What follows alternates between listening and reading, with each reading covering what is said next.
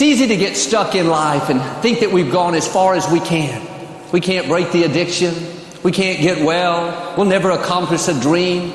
What's holding us back many times is our own thinking. Jesus said, you can't put new wine into old wineskins. Wineskins in that day were made out of leather. When they got old, the leather would become hard and rigid. If you put new wine in it, the wine would expand and cause the wineskin to burst. This is saying you can't have a new life with old thinking. If you think you've reached your limits, then you have. If you think the problem is too big, then it is. If you think you'll never meet the right person, you probably won't. It's not that God doesn't have blessings, favor, increase. It's that your wineskin is old. You have to get a new mindset. Start believing bigger, dreaming bigger, expecting bigger. You're not limited by your circumstances, by the pandemic, by your boss, by how you were raised. One touch of God's favor will catapult you ahead. God took David, a shepherd boy from a low-income family, turned him into a king. He gave Abraham and Sarah a baby when they were almost 100 years old. He healed my mother from terminal cancer. He gave us the Compact Center when all the odds were against us. He has things in your future that will amaze you. Paul said in Ephesians, in the ages to come, we would see the surpassing greatness of God's favor. We are living in the day Paul talked about. We are in the ages to come. This is when God has far and beyond favor. Favor that you've never seen. But my question is your wineskin keeping you from receiving this new wine?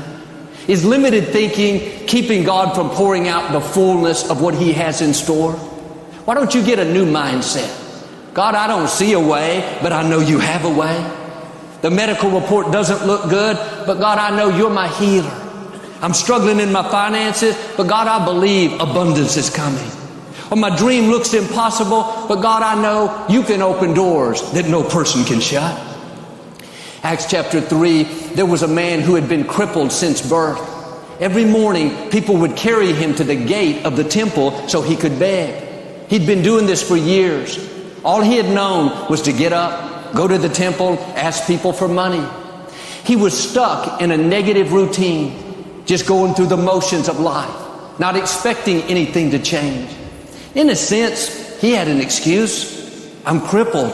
I'm at a disadvantage. I didn't get what other people got. When someone passed by, he'd hold out his cup. Can you spare some change? Can you help me out? Every once in a while, someone would throw in a few coins. Next person went by, same thing, hold out the cup, jiggle around the coins. This cup was his life. This cup was how he survived. All through the day, hundreds of times, as people entered the temple, he didn't have to think twice. He was on autopilot, just put out his cup. But one day, Peter and John were headed up to the temple to pray. As they passed through the gate, there was this man. Just like he always did, held up his cup, asked them for money. Most people just passed on by, didn't pay any attention. But Peter stopped and looked at the man. The man looked up, thought he was going to get a gift.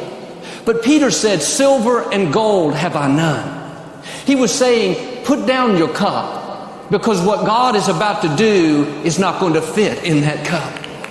I'm sure at first he was kind of disappointed, thinking, man, why did you stop here? Why did you get my hopes up if you're not going to do something for me? Peter went on to say, I don't have any money for you, but in the name of Jesus, rise and walk. Peter didn't ask the man for permission. He didn't say, would you like to try to walk? I think maybe you were healed. He took the man by the right hand and pulled him up. I can see his cup get knocked over. The few coins spill out. He doesn't know what's going on. This has never happened. No one has ever spoken faith over him. No one has ever told him that he could walk. His thinking was going tilt, tilt, tilt. This man Peter is telling me to get up. Doesn't he know I'm crippled? Doesn't he know I'm limited by a cup? That my routine is to beg? I'm dysfunctional? I'm at a disadvantage? Why is he telling me to do something that I can't do? As he was contemplating it all, trying to figure it out, Peter pulled him up. Instantly, his legs were healed. His bones and ankles became strong. He couldn't believe it. He started walking. Then he took off running, jumping, dancing, thanking God. It's significant that he had to put his cup down before he could receive his miracle. He was hoping to get a few coins, but God had a blessing where he'd never have to use that cup again. He was thinking maybe he could get enough change to get some new crutches. But God was thinking, I have a new set of legs. I'm going to do something that you've never seen. I'm going to show you far and beyond favor. But how many of us, like this man, have our cup? We may not be crippled. We're not begging, but we're in a negative routine, stuck in a rut, not expecting things to change. We've gone through disappointments. We've had setbacks. Now we've lowered our expectations, watered down our dreams. We've let what hasn't worked out be an excuse to settle where we are. Joel, I can't have a blessed year. We're in a pandemic. I'm just trying to make it. The medical report's not good. I'm just learning to live with this sickness. I can't break this addiction. Everyone in my family has it. God is saying, get rid of your cup. The blessings he has for you cannot be contained in a cup. As long as you have a cup mentality, you'll be sitting at the gate, thinking that you're stuck, at the mercy of other people, hoping someone will give you a break. You don't need people. Yes, God will use people, but people are not your source. Quit looking to your cousin, your neighbor, your boss, your friend, your pastor. Start looking to God. People are limited. God is unlimited. People can give you a short-term fix, but God can take you from being crippled to walking, from borrowing to lending, from addictions to freedom, from sickness to health, from lack to abundance. Peter took the man by the arm and pulled him up. If he had not forced him to get up, the man would have never walked. He had never seen the miracle if he had sat there and thought about it. This cup's okay. At least I'm surviving. I could never walk. I was born this way. No, God sent me today to pull you up. Quit making excuses. Quit coming up with reasons why you can't be successful, can't get well, can't live free, can't get married, can't go to the next level. Get rid of that cup. You weren't created to just get a few coins here and there, survive, make it through. What God is going to do in your life will not fit in a cup. You may be limited, but God is unlimited. He's about to do something that you've never seen. The scripture says he will open the windows of heaven and pour out blessings that you cannot contain. That cup cannot contain the blessings, favor, healing, mercy that belongs to you. The reason Peter told the man to put down the cup, that he didn't have any silver and gold, was to show us that a cup mentality will keep you from the fullness of what God has in store. Is your thinking limiting your life? Are you missing out on favor, healing, new relationships because you're holding a cup, hoping for some change when God wants to show you the surpassing greatness of his favor? Don't go into this new year with low expectations. Have a bigger vision. Get your hopes up. You have to give God permission to bless you. This is what my father did. He grew up with a cup mentality. His family was very poor. They were farmers. And they lost everything during the Great Depression. He had to drop out of high school to work on the farm. All he had seen was defeat, lack, mediocrity. It looked like that was his future. But at 17 years old, he gave his life to Christ, the first one in the family. He felt God calling him to become a minister. He had no money, no training, no connections. When he told his parents, they said, "John, you're making a big mistake. You're going to get out there and fail. You better stay here on the farm with us." Sometimes good people will try to convince you to keep your cup. They've had a cup. They've been limited. They've accepted mediocrity. But you have to put your foot down and say, "No thanks. This cup is not for me. I am not watering down my dreams to match my environment. I'm not letting how I was raised set limits for my life. I'm not going to lower my expectations to what I think will happen. God, I know you are all powerful, that you have a great plan for my life. Take the limits off of God and take the limits off of yourself. Who says you can't do something great? Who says you can't start your own business? Who says you can't get well? Who says you can't go where no one in your family has gone? God is calling you to be a trendsetter, a difference maker, a barrier breaker. You don't need that cup. Quit looking at what you lost, what you don't have, who left you out. The odds may be against you, but the Most High God is for you. He's breathing in your direction right now. You're not on your own. You and God are a majority. Nothing can stand against Him. What He has purposed for your life will come to pass. Now get in agreement with God. All He needs to work with is mustard seed faith. You don't have to have great faith, just a little bit of faith. God, I believe you can take me where I can't go on my own. I believe I will see the surpassing greatness of your favor. My father told me that at 17 years old, he made the decision that his children would never be raised in the poverty and defeat that he was raised in. What happened? He got rid of his cup. Victory starts in our mind. Abundance starts in our thinking. He had no reason to believe that. Nothing looked promising in his future.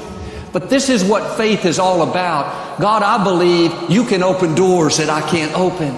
You can bring talent out that I haven't seen. You can make streams in the desert. You can take what was meant for harm and turn it to my advantage. He left the farm at 17. Didn't have a car. He had to hitchhike. He began ministering in the prisons, the seniors' homes, on the street corners. God opened door after door. Went on to pastor great churches. And you know how my mom and dad founded Lakewood, pastored here for nearly 40 years. Where would I be if my father had not gotten rid of that cup?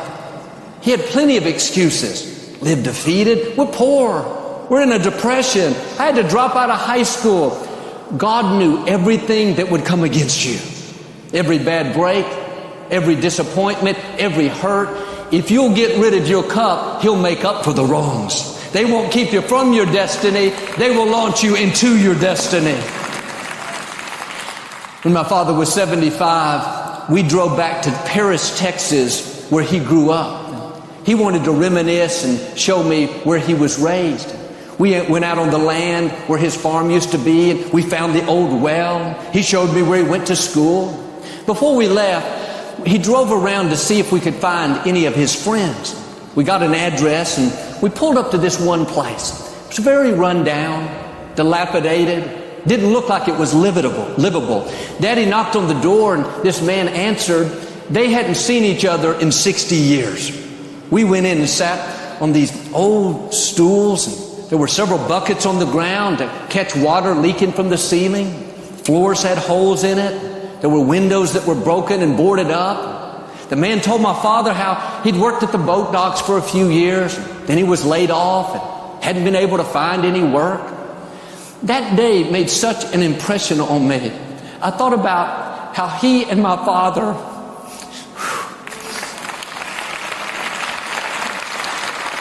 all right.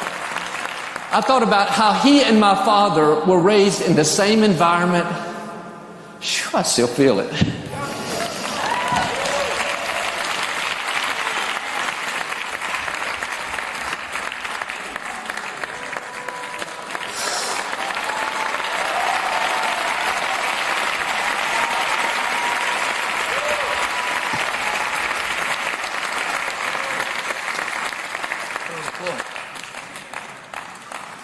All right, y'all. I feel it, though. I thought about how he and my father were raised in the same environment, same poverty, same school, same hardship, but my father had gone on to make a great difference with his life, to set a new standard, to bring his family into abundance. The difference was one man held his cup, my father got rid of his cup. One man lowered his expectations to match his environment. He lived with excuses, settle for the status quo. He was a good man, but he's just hoping for some coins. He stayed stuck where he was. It's interesting that God didn't love my father any more than he loved that man. It wasn't God holding him back. It was his cup. It was his old wineskin. He couldn't see the new things that God had in store. When your vision is limited, your life will be limited. It's amazing what happens when you get rid of your cup, when you enlarge your vision, when you believe big, when you pray bold prayers, when you dream great dreams. God said in Psalms, open your mouth wide and I will fill it. Are you asking for coins so you can survive when God is wanting to give you new legs so you can run? Why don't you get rid of that cup? You're not limited by how you were raised, by what didn't work out. If that was going to stop your purpose, God wouldn't have allowed it. It's a test. Are you going to settle for a cup, live with a limited mindset, or are you going to do like my father, get rid of that cup and believe for the greatness God put in you? It's not too late. You can still become all you were created to be. When you're in agreement with God, He'll make things happen that you couldn't make happen. He'll open doors you couldn't open. He'll cause opportunity, good breaks, the right people to come looking for you. 2 Kings chapter 2, in 2 Kings, there's a story of this widow. Her husband has died and now she's run out of funds to pay her bills. And the creditors are coming to take her sons as payment. All she had of any value was a small jar of oil. The prophet Elisha came by and told her to do something interesting, to go to her neighbors and borrow as many empty containers as she could find. He said specifically, borrow not a few. Get as many as you can. She went out and gathered maybe a dozen containers and came back. Elisha told her to pour the little oil that she had into one of the empty containers. Didn't make sense, but she did it. She filled up the first container, then another and another and another. The oil never ran out until she finished filling up all the containers. She went out and sold the oil, had plenty to pay her debts, plenty left over to live off of. The key phrase in this story is borrow not a few. She determined how much oil she was going to have. The oil only ran out when she didn't have any more containers. That's why God told her, borrow not a few. If she had borrowed twice as many containers, she would have had twice as much oil. What if she had said, Elisha, I got this cup, let's just use it. She had only had a cup full of oil. God was showing us this principle. If you'll open your mouth wide, He will fill it. He has an unlimited supply. He never runs out. But too often, because of disappointments, delays, things that haven't worked out, we've watered down our dreams. We've lowered our expectations. We're not stretching, believing for great things, believing to get well. God has the oil, but we don't have the containers. He's saying to you what He said to this woman, borrow not a few. Don't shortchange yourself. Don't live with a cup mentality. I'll never get out of debt. God, just help me to pay my bills. Our family will never be happy. God, just help us not to kill each other. No, pray bold prayers. God is going to fill the containers that you bring to Him. It's not a supply problem, it's a capacity problem. Are you putting limits on what God wants to do in your life? Are you focused on what you think can happen only in your ability? You're looking at the natural, but God is supernatural. He controls the universe. He parts Red Seas. He brought water out of a rock. He fed thousands with 2 fish. Don't base your containers on what you can do. Base it on what God can do. I know a lady that's a single parent mother. She's gone through some health issues and had some major struggles. Her home was damaged in a storm. She had to start all over. But despite all that, she would be at Lakewood every Sunday with her children. They didn't have much, but they knew God was on their side, that He could make a way. From the time her little son Troy was a boy, he had a dream to go to college. Didn't look like this mother would be able to afford it. The odds were against him.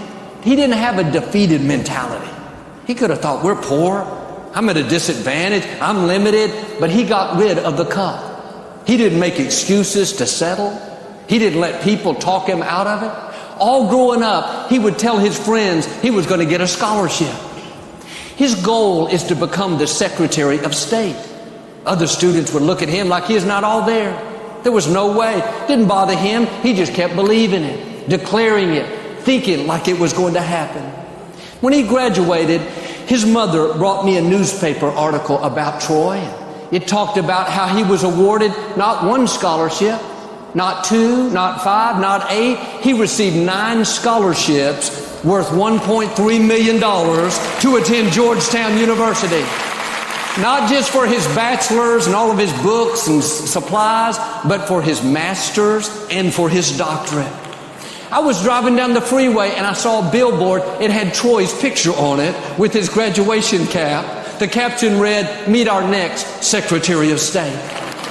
Both of her sons received full scholarships. When you get rid of that cup, God will open the windows of heaven. You have not seen, heard, or imagined what He has in store. Don't let a limited mindset keep you from the abundant life that belongs to you. This is what happened with the Israelites. God brought them out of slavery, delivered them from the Pharaoh. He took them toward the promised land, but they complained. They were negative. They didn't think they could make it in. They ended up wandering around the same mountain for 40 years. They became conditioned in their thinking to not expect anything good. They were in a rut. Man, we're stuck out here. We'll always struggle, always be in lack, have this hardship. Before they went into the promised land, God had to change their mindset. He told them in Deuteronomy, "You have passed around this mountain long enough." He announced to them that they were about to break out of the rut, that He was about to do something new, that they were not just going to dream about the promised land, but they were going to live in the promised land. It's significant that God didn't just take them in, didn't just surprise them. He had to get them to change their mind first, to get their hopes up, to break out of that cup mentality, to get a vision for abundance, for victory, for favor. You may have struggled in areas for a long time. You've done your best to pray, believe, fight the good fight of faith, but nothing has changed. You feel stuck, like it's never going to happen. God is saying to you what He said to them: you passed around that mountain long enough. He's about to do a new thing, something that you've never seen, but you have to do your part and get a new mindset. No more, "I'll never get out of this problem, Joel. The obstacles are too big. I'll never get ahead. Never break the addiction. Never meet the right person." Don't let that old wineskin keep you out of your promised land. There's nothing more powerful than a changed mind. You can change jobs, change relationships, change your looks. The calendar can change. We can go into a new year. But if your thinking is the same, nothing will be different. Why don't you change your mind? Break out of those ruts that have held you back. Have a new perspective. God is putting an end to what's restricted you. No more wandering. No more seeing the promised land and not experiencing it. You're about to go into your promised land. It's going to be better than you've imagined. You're going to see houses that you didn't build, vineyards that you didn't plant, promises that you've given up on are still going to come to pass. Dreams that seem impossible are still going to happen. Now, when those thoughts come, saying it's too late, it's been too long, never going to happen, just tell doubt, "I've changed my mind. I know what God promised is on the way. I'm a believer and not a doubter." Tell fear, "I've changed my mind. I'm not going to live worried, stressed, afraid. I know God has me in the palm of His hand." Tell guilt, shame, the past, "I've changed my mind. I'm not living condemned, listening to accusing voices. I'm forgiven. I'm redeemed. I'm restored. I'm excited about my future." Or tell lack, not having enough, always struggling, "I've changed my mind. That is not my destiny. I will lend and not borrow. What I touch will prosper and succeed. Abundance, overflow, increase is coming my way." When thoughts tell you it's just going to be another average year and nothing good is in store, don't expect anything different, tell discouragement, Tell low expectations, I've changed my mind. This is going to be a blessed year, a bountiful year, a favor-filled year. Something good is going to happen to me. When you change your mind, when you get in agreement with God, angels go to work. Miracles are set in motion. Healing, breakthroughs, favor comes looking for you. My challenge today is don't let a cup mentality keep you from living an abundant life. What God has for you cannot be contained in a cup. Get rid of low expectations. Quit making excuses to settle where you are. You've gone around that mountain long enough. If you'll get rid of that cup, I believe and declare, like the crippled man, you're about to see God do something unusual. Not a few coins to sustain you, but new legs so you can run. Like the widow woman, supernatural provision. Like the Israelites, what's held you back is being broken. You're about to go into your promised land and see the fullness of your destiny in Jesus' name. If you receive it, can I get an amen today? It's easy to go through life thinking we have to make everything happen. Make our business grow, make ourselves get well, make our child do right. There's this constant pressure, always something we need to fix, some area we need to improve in.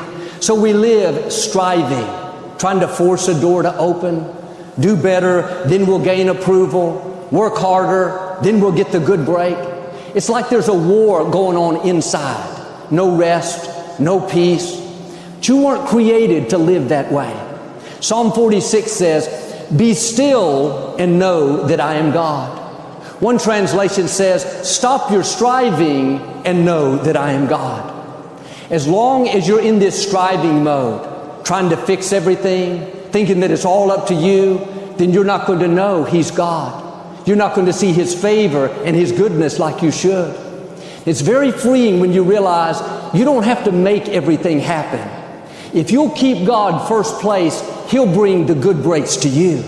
He'll cause the right doors to open. He'll send the healing. All striving is doing is wearing you out, causing you to feel overwhelmed, can't sleep at night, have digestive problems. Take the pressure off. It's not your job to fix everything. You can't make people do what's right, make your coworker like you, make your business grow. Your job is to be your best each day, honor God, and He will bring dreams to pass. He'll turn negative situations around. Even areas you need to improve in. Don't be down on yourself because you're not where you want to be. God is the potter, you are the clay. He's changing you from glory to glory. You can't make yourself grow any faster than He has planned. You may not be where you want to be, but learn to enjoy the glory that you're in right now. How much more peace could you have if you got out of the striving mode? How much more would you enjoy your life if you would turn those situations over to God? Quit trying to do what only He can do. It's not work harder, perform better, then it will happen. Live from a place of peace. Do your best and then rest. When you stop striving, you'll know He's God. He'll make things happen that you couldn't make happen. John chapter 15, Jesus was talking to His disciples. This was one of the last times they would be together before He was crucified. He said in verse 5, "I am the vine, you are the branches. If you abide in me, you will bear much fruit. For apart from me, you can do nothing." Imagine how important these words were. He could have talked to them about performing miracles, being strong, starting new churches. But when He was about to leave, He told them, this is how you're going to be successful. This is how you're going to overcome challenges. This is how you'll fulfill your destiny. Abide in me and you will bear much fruit. The word abide in the original language means to depend, to rely on, to relax. He was saying, if you'll depend on me, if you'll rest in me, then you can relax. You don't have to strive. You don't have to force things, live worried, pressured, wondering how it's going to happen. When you're abiding, you're going to bear much fruit. You would think it would be just the opposite. If you'll work harder, put in more effort, then you'll see the dream. Then you'll get the promotion. Then the problem will turn around. No, not if you'll strive, you'll bear much fruit. But if you'll abide, you'll see increase. You'll see favor. See, faith has a rest. When you don't see how something can work out, the medical report's not good, your finances are down, it's easy to get all stressed, all worked up. I got to fix this. Don't fall into that trap. Instead of striving, start abiding. Stay in peace. God, I know you're still on the throne. I can't make this happen in my own strength, but I believe because I'm connected to you, I'm depending on you, I'm relying on you, that you're going to cause me to bear much fruit, that I'm going to see this situation turn in my favor. When you're abiding, it takes the pressure off. Instead of focusing on what you can do, you're focused on what God can do. You're depending on His goodness, His favor, His power. As long as you're striving, you're limited to what you can accomplish. And the problem is, we all face giants that are too big. People that are more powerful, a medical report that says there's no way. Our strength, our effort, our talent, no matter how hard we try, will not be enough. That's why God said, apart from me, you can do nothing. You can't overcome that challenge. You can't break the addiction, accomplish your dream just with your own willpower, your own hard work. You need power from on high. When you're abiding, there's a force that breathes in your direction, a favor that opens doors that you couldn't open, that breaks chains that are holding you back, that releases healing, creativity, increase, that will catapult you into your destiny. And one of the best prayers we can pray every morning is, God, I'm depending on you today. I'm relying on you. And God, I'm going to relax in you. I believe because I'm connected to you that I will bear much fruit. And I'm not saying that we sit back and do nothing. We have to use our gifts, be our best, but don't become dependent on just your ability, your efforts, thinking that you have to make it happen. Do what you can and then leave it up to God. As long as you're abiding in Him, you're going to bear not a little fruit, not some fruit, but much fruit. If you'll start abiding and not just striving, you're going to see more fruit with less work. You're going to go further with less frustration. You're going to accomplish more in less time. Someone says, aren't you worried about your child? He's not getting better. Just answer, no, I'm not worrying, I'm abiding. I'm trusting, I'm believing, I know that God's in control. Well, you lost that big contract. Aren't you upset? No, I know I'm connected to the vine, to a supply line that will never run dry. Not going to live stressed. I'm abiding. I'm at peace. I know another opportunity is coming. What about the medical report? Doesn't look good. Yes, but I'm not moved by what I see. I'm moved by what I know. God is restoring health back unto me. I'm depending on Him. I'm relying on Him. I'm going to relax knowing that nothing can snatch me out of His hands. Are you striving or are you abiding? There are plenty of opportunities to strive. We can all live worried, stressed, trying to fix everything in our own strength. That's overwhelming. Come back to a place of peace.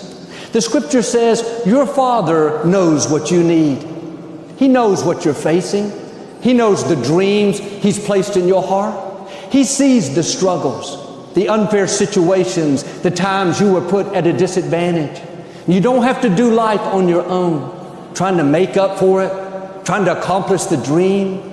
Jesus said, come to me and I will give you rest.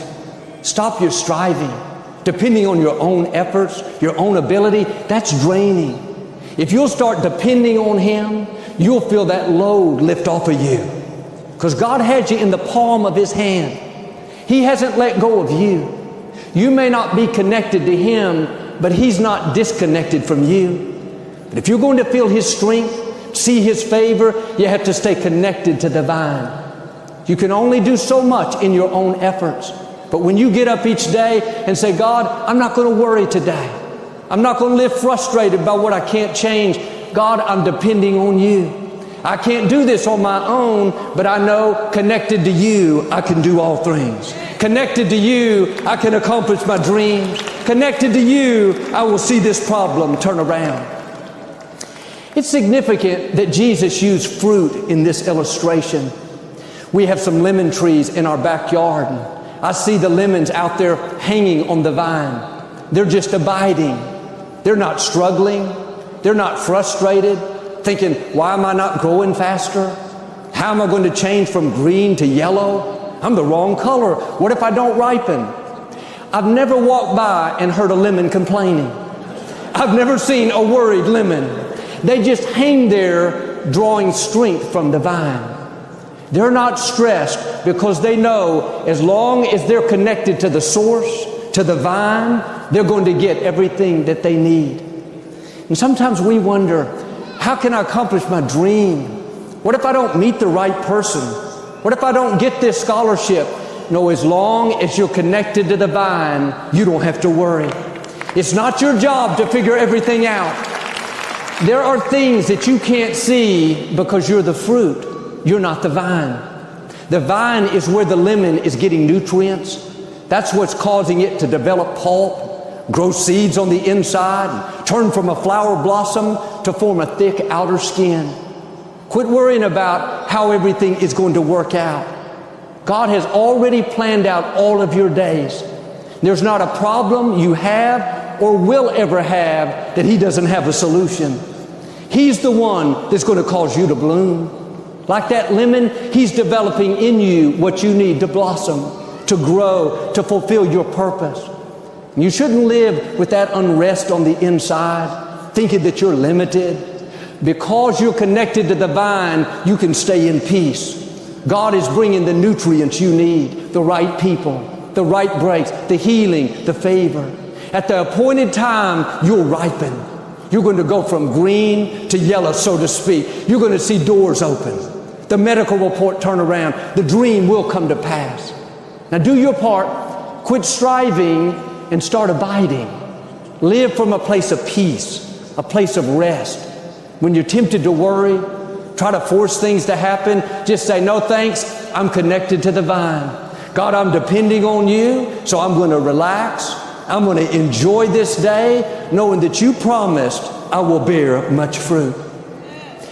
Most of the good breaks I've seen in my life, they've come when I was simply abiding, just being my best, honoring God. I walked into a jewelry store and met Victoria. I wasn't trying to force it. God, when am I going to meet someone? Frustrated. I was simply abiding, and the blessing came to me. When we needed a larger auditorium, we tried to buy property. Twice those doors closed. I was disappointed, but I did what I'm asking us to do. I said, God, you're in control. I'm not going to live frustrated, trying to make something happen. I trust you. I know you know what's best. I came back to that place of peace and just kept abiding, kept being faithful. One day, out of the blue, a friend called and said the Compact Center was coming available. I called the mayor, things fell into place, and here we are. The Compact Center came to me. I was trying to make it happen in my own strength. Buying that property, I knew God put the desire in me. I had bigger dreams, but it wasn't the right time. God is so merciful, He'll close doors when it's not His best. It's important to trust God's timing. When we know the dream is in our heart, we know what God promised, we go after it, we take steps of faith, and that's good. I'm not saying to sit back, but you have to be open that if it doesn't happen the way you thought, then God has something better. That closed door is God protecting you. But sometimes we get impatient. We think we're missing out, we're falling behind, but I've learned what belongs to you is not going to go to anyone else. What has your name on it will come to you. Instead of trying to force things, relax. Stay in peace. God's ordering your steps. He's already lined up what you need to fulfill your destiny. If it hasn't happened yet, it wasn't the right time. If the door closed, something better is coming. You don't have to manipulate things. try to convince people to like you, force the doors to open. Let the blessings come to you. If you're having to connive and convince, you're frustrated, can't sleep at night, you need to let that go and trust God to do it His way. This is where Abraham and Sarah missed it. God gave them the promise that they would have a child, but instead of abiding, trusting God's timing, they were impatient. Nothing was happening. They got frustrated and decided to help God out. Sarah told Abraham to sleep with her maid. They had a son that they named Ishmael, but he wasn't the promised child. And it wasn't Ishmael's fault, but that baby caused all kinds of strife and contention. It's much better to wait for the right thing than to have to deal with an Ishmael. Things we birth in our own efforts. That's what causes us heartache and pain. If your promise is not happening on your timetable, trust that God knows what He's doing. He knows what's best. Instead of striving like they did, I'm going to have this baby. I'm going to make it happen. I'm going to marry this person even though I don't have peace. I'm going to buy this house even though it's not what I really want. No, be patient. Don't settle for second best. Just because it hasn't happened yet doesn't mean it's not going to happen. Keep abiding. Keep doing the right thing. Your time is coming. The truth is, we've all probably birthed some Ishmaels. We've all forced some things to happen. But here's how good God is. That didn't stop the promise. God doesn't say, man, you blew it. You quit abiding. Now it's not going to happen. No, 20 years after God gave Abraham the promise. This was after they had Ishmael, after they had made mistakes. Sarah got pregnant at 90 years old and gave birth to Isaac, the promised child. And it may be taking longer than you thought, but don't water down your dreams. Don't settle for less than what you know God put in your heart. You don't have to make it happen only in your own strength. Yes, use your gifts. Do what you can, but don't force things. You keep abiding and Isaac is coming. At the right time, you're going to see God show out in your life. In the meantime, relax. Enjoy where you are while you're waiting for things to change. The way to pass the test is not being frustrated by what hasn't happened. Not upset because your friend got married and you haven't met anyone. Not giving up because the property was sold out from under you 2 times. Just keep doing the right things. Staying close to God, connected to the vine. That's where your strength is coming from. That's where the favor, the blessing, the healing is. One thing I've always liked to do since I was a little boy is catch leaves falling from trees. We lived out on an acre lot in the suburbs, and there were dozens of large oak trees on it. On a fall day, the wind would blow, and I would see how many leaves I could catch. Years later, not long after I'd started pastoring, I came home from the church one afternoon. It had been a long day. We were dealing with some problems at the office, people coming against us. These opportunities we thought were going to work out didn't go through. I was tired and kind of frustrated. I was in the backyard, and we had this one big tree. The wind started blowing. Leaves began to fall all around me, hundreds of them, if not thousands. It looked like it was raining leaves. I naturally started trying to catch them, grabbing here, grabbing there, but I couldn't catch anything. It was the strangest thing. Right when I was about to grab the leaf, it would dart away. I caught more when I was 8 years old. I was already frustrated. This was like pouring salt on the wound. Nothing was working out. A couple of hours later, I went out for a run through the neighborhood. As I turned the corner, coming down the last half mile, the wind started blowing. Leaves were falling here and there. I didn't pay any attention. I just kept running. About a minute later, after everything had calmed down, as this arm came up, a leaf landed perfectly in my hand. I didn't try to catch it. I didn't even see it coming. It just fell right into my palm while it was in motion. It was like God said to me, Joel, you're striving, trying to make all these things happen, make the ministry grow, make doors open, make people before you. You don't have to do that. I control the universe. What I want open will open. What's supposed to be yours will fall into your hands. You don't have to manipulate things. Do it all in your own ability. God will direct the winds to find your hand. He'll cause opportunity to find you. He'll turn people that are against you to be for you.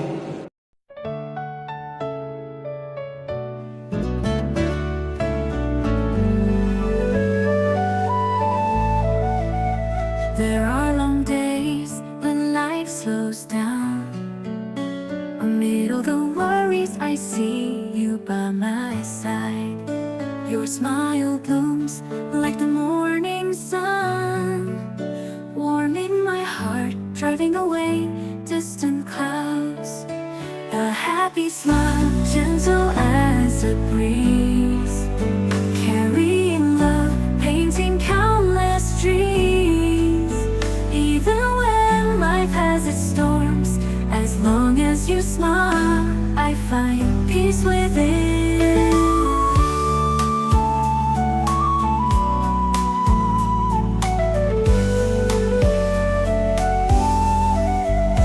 You walked into my life like a beautiful painting, bright colors covering my dry, barren heart.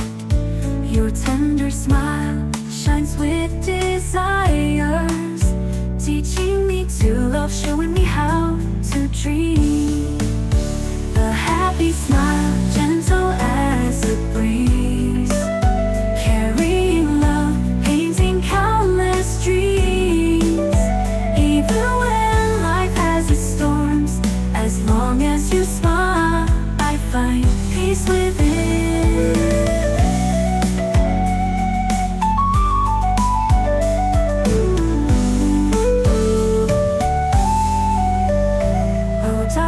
Please smile, let time stand still.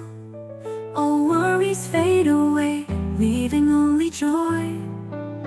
Together we'll walk through life's ups and downs. Your smile's the light guiding my way. A happy smile, gentle as a breeze, carrying love, painting countless dreams. As long as you smile, I find peace within. A happy smile, forever in my heart. A gentle light that chases away the dark. So keep smiling like when we're together. Your smile is the sweetest happiness ever.